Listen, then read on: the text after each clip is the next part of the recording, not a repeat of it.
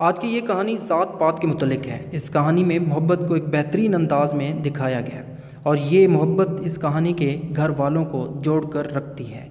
आज हम एक इंडियन मीर नहाल के मुतल्लिक बात करेंगे जो अंग्रेज़ों को इंडिया में बर्दाश्त नहीं करता और आज़ादी चाहता है। आज की ये कहानी एक फ़ैमिली की है जो दुख सुख मुसीबतों में एक होकर रहते हैं। तो चलते हैं कहानी की तरफ।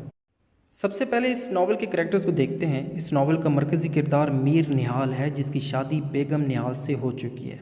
इन दोनों के बेटे और बेटियां भी हैं। इसके एक बेटे का नाम तो असगर है जो बाद में बल्कीस नामी लड़की से शादी करता है। मीर निहाल की बेटियों में से एक बेटी का नाम महरू है।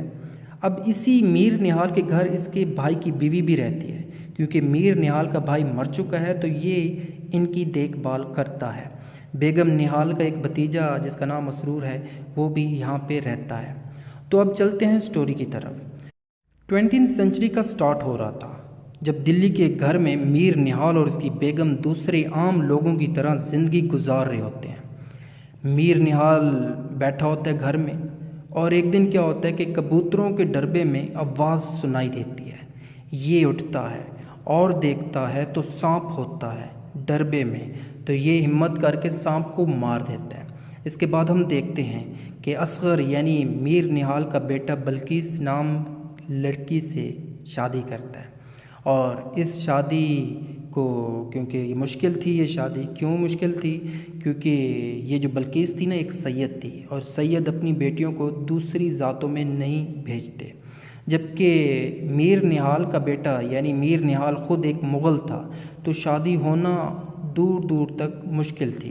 तो अब ये क्या करता है असगर, इस मुश्किल का हल असगर कैसे निकालता है? तो हम देखते हैं कि असगर अपनी बड़ी बहन बेगम वहीद को बुलवाता है जो भोपाल में रहती है। बेगम वहीद के आने से सब घर वाले पहले तो खुश हो जाते हैं। रात को असगर बेगम वहीद को बुलवाता है और कहता है कि बाजी मैं बल्कीस से बहुत प्यार करता हूँ, अगर मेरी शादी बल्कीस के साथ ना हुई तो मैं अपनी जान दे दूँगा।